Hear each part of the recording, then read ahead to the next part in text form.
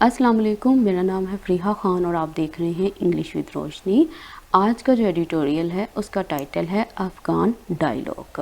तो ये सारे का सारा जो एडिटोरियल है इसमें वो बात कर रहा है तालिबान और अफ़गान हुकूमत के दरमियान मुज़ाकरात के ऊपर। इसमें वो कुछ कंडीशंस उसने रखी हैं। उसने ये बात की है कि अगर इनके दरमियान में जो है वो एग्रीमेंट हो जाता है, सेटलमेंट हो जाती है, तो ये किस तरह से अफ़गान हुकूमत के लिए बेहतर साबित होगा। और साथ ही साथ इसने ये भी बात की है कि अगर इनके दरमियान में कोई सेटलमेंट नहीं होती तो उसके क्या असरात होंगे। तो बहुत ही अच्छा एडिटोरियल लिखा हुआ है। तो वो लोग जो चैनल पे न्यू हैं उन्हें मैं बता दूं कि ये एक्वा कलर में हाईलाइटेड वर्ड्स हमारे सब्जेक्ट हैं और रेड कलर में जो हाईलाइटेड वर्ड्स हैं ये हमारी वर्ब हैं और येलो कलर में जो हाईलाइटेड वर्ड्स हैं वो डिफ़िकल्ट वर्ड्स हैं। उनके मीनिंग मैंने यहाँ मेंशन कर दिए हैं। तो चलें इस एडिटोरियल को स्टार्ट करते हैं। एज़ कहता जैसा कि the Afghan Taliban and the government in Kabul के जो गवर्नमेंट है काबुल में ट्राई एंड रीच वो कोशिश करती है पहुंचने की किस चीज़ पे, मोडस विवेंटी के ऊपर, मतलब एक एग्रीमेंट पे। कहाँ? इन दोहा में। इट इज़ असेंशियल कहता ये ज़रूरी है दैट ये कि द लेवल ऑफ वायलेंस कहता जो लेवल है ना वायलेंस का, मतलब जिस किस्म का वायलेंस हो रहा है, इज़ ब्रॉट डाउन उसको कम कर देना चाहिए। टू अलाउ करने के लिए किस चीज़ को? पीस प्रोसेस को। अच्छा, किस चीज़ के लिए? टू सक्सीड कामयाब होने के लिए। तो अब वो ये बात कर रहा है, कहता है कि क्योंकि जो अफ़गान तालिबान है और जो गवर्नमेंट है काबुल में वो कोशिशें कर रही हैं पहुंचने के लिए एक एग्रीमेंट पे दोहा में, तो ये बहुत ही ज़रूरी है कि जो लेवल है वायलेंस का उसको कम कर दिया जाए ताकि अलाउ किया जा सके पीस प्रोसेस को कामयाब होने के लिए। अब ये सब्जेक्ट है, ये इसकी वर्ब है, ठीक है। Afghan Taliban and the government, ठीक है, ये ट्राई भी कर रही है और ये रीच कर रही है। रीच के बाद जो है वो प्रपोजिशन का इस्तेमाल नहीं होगा जब आप बात करोगे किसी एग्रीमेंट की। अच्छा, अब ये देखो, एक होता है मोडस ऑपरेंडी, एक होता है मोडस विवेंटी। इन दोनों में क्या डिफरेंस होता है? मोडस ऑपरेंडी का मतलब ये होता है अ पर्टिकुलर वे, एक ख़ास तरीका, मेथड ऑफ डूइंग समथिंग, किसी चीज़ को करने का। और मोडस विवेंटी जो होती है उसको बोलते हैं एन अरेंजमेंट, पूरी अरेंजमेंट दैट अलाउज कहता जो कि इजाज़त देती है कॉन्फ्लिक्टिंग पार्टीज़ को टू को एग्जिस्ट पीसफुली, कि वो पीसफुली अमन के साथ रहने लग जाएं। मतलब यहाँ पे मेथड की बात करेगा मोडस ऑपरेंडी जो है किसी चीज़ के करने का मेथड, ठीक है। और जो मोडस विवेंटी है वो ऐसी अरेंजमेंट की बात करेगा जिसकी वजह से क्या होगा, वो पार्टीज जो एक दूसरे के ख़िलाफ़ थी वो कोशिश करने लग जाएंगी रहने के लिए पीसफुली। अच्छा, ये सब्जेक्ट है, फिर इसकी वर्ब है, फिर सब्जेक्ट है, उसके बाद इसकी वर्ब लगी हुई है ब्रॉट डाउन। ब्रॉट डाउन का मतलब क्या होता है? इसका मतलब होता है to cause something to become less, मतलब ब्रिंग लाना डाउन नीचे, मतलब किसी चीज़ को नीचे ले जाना, मतलब उसकी इम्पोर्टेंस को कम कर देना, उसके असर को कम कर देना। तो अब यहाँ पे किस चीज़ को नीचे लाना था? इस लेवल को नीचे लाना था। दिस पॉइंट वॉज स्ट्रेस कहता है ये जो पॉइंट था इस पे जोर दिया गया by Pakistani civil and military leadership on Tuesday, इनके ज़रिए। कब? ट्यूसडे के रोज़। वैन कहता जब prominent Afghan Hazara leader Ustad Karim Khalili called on उसने डिमांड किया बोथ दोनों से, दोनों कौन? The prime minister and army chief, इन दोनों से ड्यूरिंग हिज विज़िट, इसके विज़िट के दौरान, टू इस्लामाबाद। अब वो ये बात कह रहा है, कहता है ये जो पॉइंट था ना कि ये जो लेवल है वायलेंस का इसको कम कर देना चाहिए, कहता है इसको जोर दिया गया पाकिस्तान के सिविल और मिलिट्री लीडरशिप के ज़रिए ट्यूसडे के रोज़, जब जो थे वो prominent Afghan Hazara leader Ustad Karim Khalili ने डिमांड किया था प्राइम मिनिस्टर और आर्मी चीफ से अपने विज़िट के दौरान। और ये इसका विज़िट किस चीज़ के लिए था? इस्लामाबाद के लिए। तो अब ये सब्जेक्ट है, ये इसकी वर्ब है, फिर सब्जेक्ट आ गया, फिर इसकी वर्ब आ गई कॉल ऑन, ठीक है। कॉल ऑन और अपॉन का मतलब होता है डिमांड करना ऑफिशियली तौर पर आस्क करना समवन किसी इंसान से टू डू समथिंग कि वो ऐसा कुछ करे, मतलब किसी इंसान से आप डिमांड करो कि आप ये वाला काम करो। The comments are particularly important, कहता जो कमेंट्स थे वो ख़ास तौर पर बहुत इम्पोर्टेंट थे। किस चीज़ को? कंसीडर करते हुए, ध्यान में रखते हुए the history of bad blood, किस चीज़ की हिस्ट्री को? बहुत ही ख़राब ताल्लुकात की between Afghanistan Hazara community and the Taliban. कहता है ये जो कमेंट्स थे ये बहुत ही इम्पोर्टेंट थे, ख़ास तौर पर इस बात को कंसीडर करते हुए। किस चीज़ को? इनके दरमियान में बहुत ही ख़राब रिलेशन की जो हिस्ट्री है, जो तारीख है, किसके दरमियान में? अफ़गानिस्तान हज़ारा कम्युनिटी और तालिबान के दरमियान में। तो ये सब्जेक्ट है, ये इसकी वर्ब है। अच्छा, अब देखो बैड ब्लड होता है feeling of ill will, anger, hostility between people. अगर कोई लोग हैं उनके दरमियान में बैड ब्लड हो गया है तो इसका मतलब है इन दोनों के दरमियान में दुश्मनी है, इन दोनों के दरमियान में एक दूसरे को लेकर बहुत ही ख़राब फीलिंग्स है, गुस्सा है।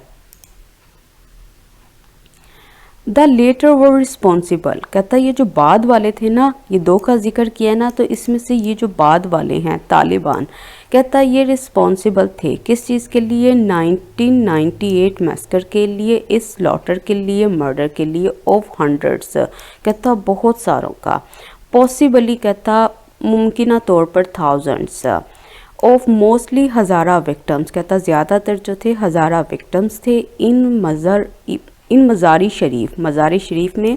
इट इज़ अनलाइकली, कहता ये पॉसिबल नहीं है दैट ये कि मेमोरीज ऑफ दैट एट्रोसिटी, कहता ये जो यादें हैं ना इस ब्रूटैलिटी की, हैव फेटेड के वो कम हो जाएं, कि वो कम मध्यम पड़ जाएं।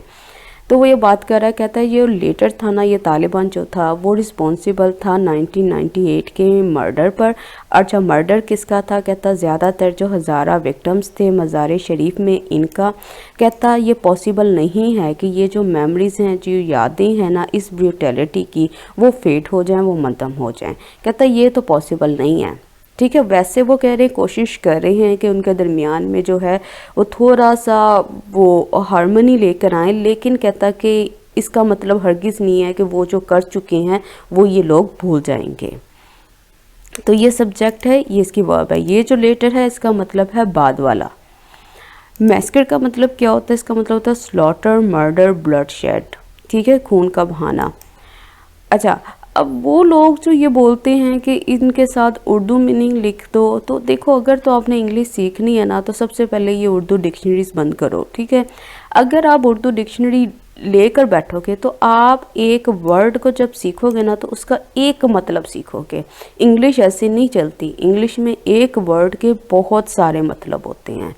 तो अगर आपने इंग्लिश वाकई सीखनी है या अपनी वोकैब इंक्रीज़ करनी है तो जिस तरह से आपको सिखाया जाता है उसी तरह से आप इसको सीखें।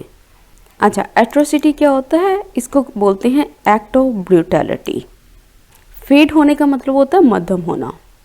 हाउएवर, कहता if Afghanistan is to prosper, कहता अगर तो अफ़गानिस्तान जो है वो स्ट्रॉन्ग होना चाहता है, इट मस्ट लुक फॉरवर्ड, इसको लाजमी देखना चाहिए आगे की तरफ। वाइल, साथ ही साथ किस चीज़ को करते हुए? एक्नॉलेजिंग, मानते हुए इट्स पेनफुल पास्ट।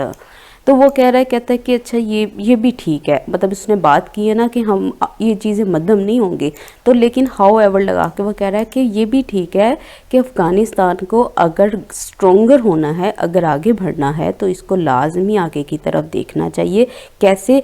मानते हुए अपने पेनफुल पास्ट को, कि हाँ इस चीज़ को कबूल करो कि हाँ इनके साथ ऐसा हुआ था, इनका जो पास्ट है वो काफ़ी पेनफुल रहा है। तो ये सब्जेक्ट है, ये इसकी वर्ब है। अब उसके बाद प्रॉस्पर है। प्रॉस्पर का मतलब यहाँ पे क्या है? इसका मतलब है ग्रो स्ट्रोंगर, मज़ीद स्ट्रॉन्ग होना। फिर सब्जेक्ट है, फिर इसकी वर्ब है। और वाइल यहाँ पे क्यों लगा है? क्योंकि ये दो एक्शन जो हैं एक साथ हो रहे हैं। ठीक है, उसने लुक फॉरवर्ड कैसे करना है? मानते हुए अपने पेनफुल पास्ट को, कबूल करते हुए अपने पेनफुल पास्ट को उसने आगे की तरफ देखना है। दैट इज़ वाई, कहता यही वजह है कि the talks in Doha are so crucial, कि जो बातचीत है दोहा में वो बहुत क्रूशल हैं, बहुत इम्पोर्टेंट हैं। सब्जेक्ट वर्ब, फिर सब्जेक्ट है, फिर इसका वर्ब है। अफ़गान फैक्शंस, कहता है जो अफ़गान ग्रुप है, कैन टॉक, वो बात कर सकते हैं, टू फॉरेन फोर्सेस से, ऑल दे वांट, जिस तरह से वो चाहते हैं, बट द फैक्ट रिमेन्स, कहता लेकिन जो हकीकत है वो कायम रहती है, दैट ये कि पीस इन दैट कंट्री, जो पीस है इस कंट्री में, इज़ अनलाइकली, वो पॉसिबल नहीं है, अनलेस, कहता उस वक़्त तक जब तक द अफ़गान टॉक, जो अफ़गान है वो बात करे, टू ईच अदर, एक दूसरे से, इन आ स्पिरिट ऑफ, किस चीज़ के जज्बे में, रिकॉन्सिलेशन के, हार्मनी के, एंड एकोमोडेशन के, मतलब एक एग्रीमेंट के, ऑल द मोर रीज़न, और कहता सबसे इम्पोर्टेंट रीज़न, वाई वायलेंस, कहता क्यों वायलेंस, फ्रॉम ऑल साइड्स, तमाम साइड से, पर्टिकुलरली द तालिबान, ख़ास तौर पर तालिबान की साइड से, नीड्स, उसको ज़रूरत है, टू स्टॉप होने की, if the talks are to succeed, अगर ये जो टॉक्स हैं ये सक्सीड होती हैं, ये सक्सेसफुल होती हैं। अब काफ़ी लेंथी सेंटेंस बना हुआ है। अब ये देखो एक सेंटेंस है, डॉट जितने हैं, जितने फुल स्टॉप लगे हुए हैं वो हमें बताते हैं कि इतने सेंटेंस है। अब एक सेंटेंस के अंदर बहुत ज़्यादा क्लॉज भी हो सकती हैं। क्लॉज क्या होता है? सब्जेक्ट और वर्ब का कॉम्बिनेशन। अब ये देखो सब्जेक्ट है, ये वर्ब है, सब्जेक्ट है, वर्ब है, ठीक है। पहले इसको चेक करते हैं वो क्या कह रहा है। वो ये बात कर रहा है कि जो अफ़गान फैक्शन है वो बात कर सकती है किसी भी फोर्सेस से, फॉरेन फोर्सेस से, जिनसे वो चाहती है, लेकिन कहता जो फैक्ट है, हकीकत है, वो हमेशा से यही रहेगी कि जो अमन है उस कंट्री में वो उस वक़्त तक पॉसिबल नहीं है जब तक अफ़गान जो हैं वो एक दूसरे से बात ना करें, उस जज्बे में कि वो एक दूसरे के साथ हार्मनी लेकर आना चाहते हैं और एक सेटलमेंट पे आना चाहते हैं। और कहता सबसे इम्पोर्टेंट बात कि क्यों वायलेंस जो है वो तमाम साइड से, ख़ास तौर पर तालिबान से, उसको ज़रूरत है स्टॉप होने की, अगर ये बातचीत जो है वो सक्सेसफुल होती है, वो सक्सीड होती है। अब देखो ये सब्जेक्ट है, ये वर्ब है, एक क्लॉज हो गई, फिर सब्जेक्ट, फिर वर्ब, फिर सब्जेक्ट, फिर वर्ब, उसके बाद फिर सब्जेक्ट, फिर वर्ब। अब आप खुद अंदाज़ा लगाओ सेंटेंस एक और क्लॉजेस कितनी हैं। अनलाइकली का मतलब क्या होता है? अनलाइकली का मतलब होता है not likely to happen, be done और बी ट्रू, कि कोई चांसेस नहीं है कि ये चीज़ जो है हैपन होगी, ये चीज़ की जाएगी, या ये चीज़ जो है ये सच होगी। अच्छा, उसके बाद उसने अनलेस इस्तेमाल किया है। देखो अनलेस भी होता है, अनटिल भी होता है। अनलेस जो होता है ना, इसमें कंडीशन होती है, एक शर्त रखी जाती है, और जो अनटिल होता है ना, ये टाइम को बताता है, कि ये बताता है कि इस वक्त तक, ठीक है, वो एक टाइम की तरफ इशारा करेगा, ठीक है, up to the time of something happening, before a time, कि ये जो टाइम बताया इससे पहले पहले। अच्छा, अब देखो सेंटेंसेस देखो, मैं फिर बताती हूँ। You will not pass the examination, तुम उस वक़्त तक एग्ज़ाम को पास नहीं करोगे, अनलेस यू स्टडी हार्ड, जब तक तुम सख्त मेहनत नहीं करोगे। देखा, अनटिल और अनलेस में कभी भी नॉट का इस्तेमाल नहीं करते। क्यों? क्योंकि अनलेस और अनटिल के अंदर ही नॉट जो है इस्तेमाल होता है।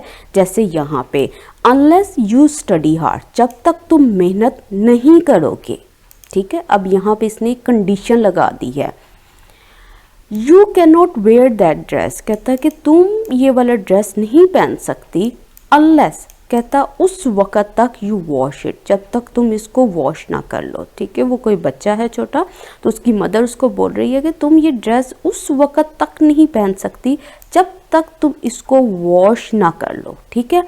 अब ये जो अनलेस है, ये यहाँ पे क्या बता रहा है? ये कंडीशंस को बता रहा है, ये शर्त को बता रहा है। अब दूसरा देखो, you can go out and play, एक मदर है अपने बच्चे से कह रही है कि तुम बाहर जा सकते हो, प्ले कर सकते हो, अनटिल इट गेट्स डार्क, उस वक़्त तक जब तक डार्क नहीं हो जाता, मतलब डार्क होने से पहले पहले तुम प्ले कर सकते हो। जिस वक़्त जब टाइम आया कि वो डार्कनेस स्टार्ट होगी, अंधेरा छाने लगा, तब तक तुम उससे पहले पहले जो हो तुम घर वापस आओगे। डोंट गो एनीवेयर, तुम कहीं ना जाओ, अनटिल, उस वक़्त तक, आई कम, जब तक मैं आ नहीं जाता। अब उसने उसको कहा, कोई दो लोग थे, दो दोस्त थे, उसने कहा डोंट गो एनीवेयर, कहीं भी नहीं जाओ, ठीक है। मतलब ये बंदा जो है ये बैठा रहे वहीं पे। अच्छा, कब तक? अनटिल आई कम, उस वक़्त तक जब तक मैं नहीं आ जाता, ठीक है। अनटिल मैंने क्या बताया था, टाइम को बताता है। अब ये जो दूसरा दोस्त है ये आता है 5 बजे, तो ये जो 5 बजे का टाइम है ये अनटिल हमें इस टाइम का बता रहा है कि ये 5 बजे इसका दोस्त आया और ये उससे पहले जितना भी टाइम था वो वहीं पे बैठा रहा। तो अब अनटिल में क्या होगा, टाइम होगा, अनलेस में क्या होगा, कंडीशन होगी। अच्छा, रिकॉन्सिलेशन का मतलब क्या होता है, देखो री फिर आ गया, ये प्रीफिक्स क्या बताती है, इसका मतलब होता है फिर से। रिस्टोरेशन ऑफ द हार्मनी, फिर से हार्मनी को लेकर आना। रीअप्रोचमेंट को, रेजोल्यूशन को, एग्रीमेंट को, मतलब फिर से उनके दरमियान में जो मामलात हैं उनको सेट करना, ठीक है। उनके दरमियान में जो दुश्मनी है उसको ख़त्म करना और उनको किसी एग्रीमेंट पे लेके आना। री का मतलब होता है फिर से और कौन का मतलब होता है एक साथ। तो इस तरह ये जो इसको ना छोटे छोटे वर्ड्स इनको याद कर लिया करो। अकोमोडेशन, इसका मतलब होता है अंडरस्टैंडिंग, सेटलमेंट, कि ये सारा काम जो किया जा रहा है ये किस जज्बे से किया जा रहा है कि इनके दरमियान में कोई अंडरस्टैंडिंग हो जाए, इनके दरमियान में कोई सेटलमेंट हो जाए। ऑल द मोर रीज़न, अच्छा देखो अब ये जो फ्रेज़ इस्तेमाल की है ना, इसका मतलब होता है एम्फसाइजिंग एन अदर रीज़न। इसने अभी हमें क्या बताए हैं, हमें वजूहत बताई हैं, उसने हमें रीज़न्स बताए हैं कि उनको क्यों बात करनी चाहिए एक दूसरे के साथ, रिकॉन्सिलेशन के लिए, अकोमोडेशन के लिए। अब उसके बाद उसने लगाया है ऑल द मोर रीज़न, इसका मतलब है कि अब जो मैं ये वजह बताने जा रहा हूँ ये और भी इम्पोर्टेंट है, मतलब उसके ऊपर भी जोर देने के लिए इसने ऑल द मोर रीज़न इस्तेमाल किया है। Emphasizing another reason why something should happen, कि क्यों ऐसा काम होना चाहिए, क्योंकि अभी ये रीज़न्स बता रहा है ना, तो इसने एक और रीज़न बताना है तो उससे पहले उसने ये फ्रेज़ लगा दी। अच्छा, फिर सब्जेक्ट है, फिर इसकी वर्ब है, फिर सब्जेक्ट है, फिर इसकी वर्ब है। तो इस तरह से ये पूरा सेंटेंस बना हुआ है। तो जो बिगनर्स होते हैं जब वो इस सेंटेंस को देखेंगे उनको समझ नहीं आती ये बात की कि ये जो टॉक है ये किसके साथ आया है, रिमेन्स किसके साथ आया है, वांट किसके साथ आया, टॉक किसके साथ है, ये फिर नीड्स आ गया, फिर आर आ गया, ठीक है। इसी तरह से आप लोग भी सेपरेट करते जाओ और इसको समझते जाओ। एवर सिंस कहता उस वक़्त से, कब से, द 1979 सोवियत इन्वेजन, कहता जब से इसका हमला हुआ था अफ़गानिस्तान के।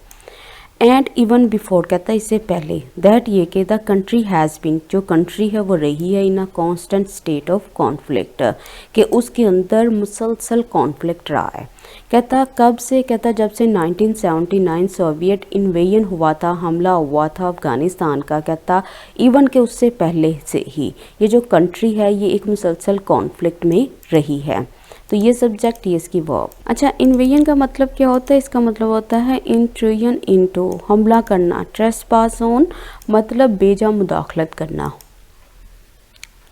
The communist, Mujahideen and Taliban eras, कहता इनका जो टाइम था वो ऑल मार्क, कहता उसकी निशानदेही की गई बाय कॉन्फ्लिक्ट, के वहाँ पे सिर्फ कॉन्फ्लिक्ट हुआ था, एंड अपहीवल हुई थी और ट्रबल हुआ था, डिस्टर्बेंस थी, रिट्रेडिंग और डिले कर दिया गया था अफ़गानिस्तान ग्रोथ को, एंड फोर्सिंग और फोर्स करते हुए मिलियंस ऑफ अफ़गान्स को टू फ्ली, के वो रन अवे हो जाएं देयर होमलैंड, अपने घरों से। तो अब कह रहा है कि जो कम्युनिस्ट हैं, मुजाहिदीन हैं, तालिबान का दौर था, वो सारा मार्क किया जाता है कि ये वाला जो दौर था इसमें कॉन्फ्लिक्ट था, इसमें डिस्टर्बेंस थी, इसमें स्लो डाउन करना था, मध्यम करना था अफ़गानिस्तान की ग्रोथ को, और फोर्स करना था बहुत सारे अफ़गान्स को कि वो छोड़कर चले जाएं अपने होमलैंड को। अब ये सब्जेक्ट है, ये इसकी वर्ब है। फिर अपहीवल आता है, इसका मतलब होता है disruption, upset, disturbance, trouble, turbulence, के मतलब इनका जो दौर था उसमें ये सारी चीज़ें थी, उसमें डिस्टर्बेंस थी, उसमें टर्बुलेंस थी, वहाँ पे मुश्किलात थी, कोई भी चीज़ जो थी वो सेटल नहीं थी। अच्छा, रीट्रेडिंग का मतलब क्या होता है, इसका मतलब होता है डिले कर देना, स्लो डाउन कर देना, होल्ड बैक कर देना, मध्यम कर देना, किस चीज़ को, अफ़गानिस्तान की ग्रोथ को। फ्ली का मतलब क्या होता है, इसका मतलब होता है रन अवे करना, कहाँ से, होमलैंड से। नाउ एट अ टाइम, कहता अब उस वक़्त, व्हेन जब foreign forces are poised to leave, कहता जब फॉरेन फोर्सेस हैं वो तैयार बैठी हैं लीव करने के लिए, Afghan stakeholders have two choices before them, जो अफ़गान स्टेक होल्डर्स हैं इनके आगे दो चॉइसेस हैं।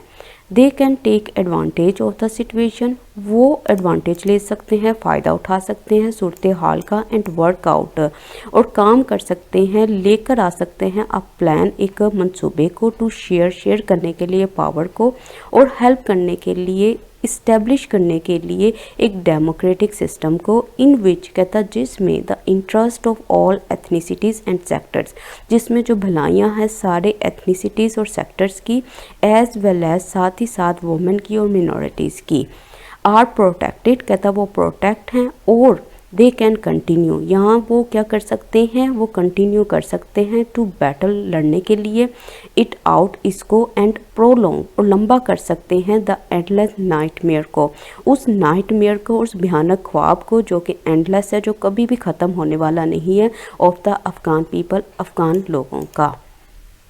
तो अब इसने क्या बात की है, उसने बात की है कि अब उस वक़्त पे जब जो फॉरेन फोर्सेस हैं वो बिल्कुल तैयार बैठी हैं छोड़ने के लिए, जो अफ़गान स्टेक होल्डर्स हैं इनके सामने दो चॉइसेस हैं। कौन सी चॉइसेस हैं, अब ये कोलन लगा के वो आगे चॉइसेस की लिस्ट बताएगा इन दोनों की, कि वो या तो फ़ायदा उठा सकते हैं सूरत हाल का और लेकर आ सकते हैं एक ऐसे मंसूबे को कि जिसमें वो शेयर करेंगे पावर को और हेल्प करेंगे इस्टेब्लिश करने के लिए एक डेमोक्रेटिक सिस्टम को, और कहता है एक ऐसा सिस्टम जिसमें जो भलाई है ना सारे के सारे सेक्टर्स की, एथनिसिटीज़ की, और साथ ही साथ वुमेन की और मिनॉरिटीज़ की, कहता ये जो भलाई है वो प्रोटेक्टेड होगी, उसकी हिफाजत होगी।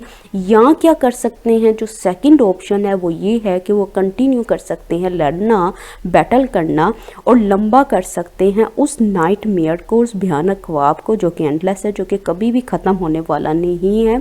और ये किन का है, ये अफ़गान पीपल का है, अफ़गान लोगों का है। तो अब ये सब्जेक्ट है, ये इसकी वर्ब है। अब ये जो हैव है ना, ये प्रेजेंट परफेक्ट नहीं है, ये हैव जो है पोजेशन को बता रहा है, इसके बाद कोई V3 नहीं आई। फिर सब्जेक्ट है, फिर इसकी वर्ब है। ये जो कॉलन नज़र आ रहा है ये लिस्ट बताने के लिए भी इस्तेमाल होता है। फिर सब्जेक्ट है, फिर इसकी वर्ब है, फिर सब्जेक्ट, फिर वर्ब है। As for the Kabul elite, कहता जहाँ पे कबूल एलिट का ताल्लुक है, they need to put on, कहता उनको ज़रूरत है पुट ऑन करे यूनाइटेड फ्रंट को, एंड डिस्कार्ड कर दे इंटरनल फैक्शन डिवीजन्स को for the sake of harmony. तो वो बात कर रहा है कबूल एलिट की, कहता उनको ज़रूरत है कि वो सामने रखें, मतलब एक ऐसा यूनाइटेड फ्रंट जिसमें ये सारे के सारे इनके अंदर यूनिटी हो, एंड डिस्कार्ड, और डिस्कार्ड कर दें, फेंक दें इंटरनल फैक्शन को, जितने भी इनके दरमियान में इख्तलाफात हैं, किस चीज़ के लिए, हार्मनी के लिए, हमाकी की खातिर। तो एज पर का मतलब क्या होता है, इसका मतलब होता है विद रिगार्ड टू, ठीक है। अब जिसकी बात कर रहे हैं कि मतलब अब इसके लिहाज से जब इस चीज़ का कंसर्न है, जब इसका ताल्लुक है, तो सब्जेक्ट है, ये वर्ब है। डिस्कार्ड का मतलब होता है get rid of, throw out, drop कर दो, अबेंडन कर दो, छोड़ दो। फॉर देयर पार्ट, कहता उनके हिस्से के लिए, द तालिबान मस्ट ज्वाइन। अब ये पहले इसने किसकी बात किया, कबूल एलिट की बात की है, अब वो तालिबान की बात कर रहा है। तालिबान मस्ट ज्वाइन, कहता जो ज्वाइन करना चाहिए तालिबान को भी पॉलिटिकल प्रोसेस को, इस सारे के सारे सियासी प्रोसेस को भी, मतलब जिस तरह से सारा सिस्टम जो है वो एक तरीके से हो रहा है, इनको भी इसी तरह से सारे के सारे सियासी प्रोसेस को फॉलो करना चाहिए। तो ये सब्जेक्ट, ये इसकी verb. If there violent actions, कहता तालिबान की बात कर रहा है, अगर इनके वायलेंट एक्शंस जारी रहे, इट इज़ हाईली, कहता ये बहुत ही अनलाइकली है दैट ये कि an intra Afghan peace process can succeed, कि ये जो इंट्रा अफगान पीस प्रोसेस है ये सक्सीड हो सके। अच्छा, अब वो कहता है कि अगर तो तालिबान ने इस तरह के एक्शंस जारी रखें जिसमें वो लोगों को मारता है, किल करता है, तो कहता है कि फिर तो बहुत चांसेस हैं कि ये जो इंट्रा अफगान पीस प्रोसेस है ये कभी भी सक्सीड नहीं होगा, ये कभी भी सक्सेसफुल नहीं होगा। तो ये सब्जेक्ट, ये वर्ब, फिर सब्जेक्ट, फिर वर्ब। सब्जेक्ट है, ये इसकी वर्ब है। And with vigilant militant actors such as, कहता जैसा कि self styled Islamic State group, waiting, कहता जो कि इंतज़ार कर रहे हैं, in the wings to pounce, मौके का, ऑल अफगान फोर्सेस, कहता जितने भी अफगान फोर्सेस हैं मस्ट रियलाइज़, उनको लाजमी रियलाइज़ करना चाहिए इंपॉर्टेंस को ऑफ अ नेगोशिएटेड सेटलमेंट की एज सुन एज पॉसिबल। तो वो ये बात कर रहा है, कहता है कि वो जो बहुत ही ब्रूटल किस्म के, वो जो वहशी किस्म के जो मिलिटेंट लोग हैं, कहता जैसा कि self styled Islamic State group, कहता है ये वो ग्रुप है जो कि इंतज़ार में बैठा हुआ है हमला करने के। तो जितने भी अफ़गान फोर्सेस हैं उनको रियलाइज़ करना चाहिए अहमियत को, और अहमियत किसकी है? बातचीत की। एज सुन एज़ पॉसिबल, जितनी जल्दी मुमकिन हो सकता है उतनी जल्दी। विरुलेंट का मतलब क्या होता है? इसका मतलब होता है bitterly hostile, full of hate, violent opposition. ऐसी ओपोजिशन जो बहुत ही ब्रूटल है, जो बहुत ही होस्टाइल है, जिसमें बहुत ही नफरत भरी हुई है। In the wings to pounce, इसका मतलब क्या होता है? अच्छा, इसको समझने से पहले ना मैं आपको बताती हूँ कि जिस तरह से बिल्ली होती है ना, वो बैठी होती है अपने शिकार पर हमला करने के लिए, तो वो यही बात कर रहा है कि ये जो इस्लामिक स्टेट ग्रुप है ये भी इसी तरह से बैठा हुआ है हमला करने के लिए। तो इसकी डेफिनेशन है ready and waiting for an opportunity to take action, कि वेट में लगा हुआ है, इंतज़ार में लगा हुआ है कि जिस तरह से ही मौका मिलेगा ये हमला कर देगा। तो इस चीज़ के लिए ना, इस फ्रेज़ के लिए इस सारी की सारी छोटे से इमेज को याद रखिएगा कि जैसे बिल्ली बैठी होती है हमला करने के लिए। तो ये सब्जेक्ट है, ये इसकी वर्ब है। तो आज का एडिटोरियल कंप्लीट हो गया है। मैंने पूरी कोशिश की है इसको आपके लिए आसान बना सकूं।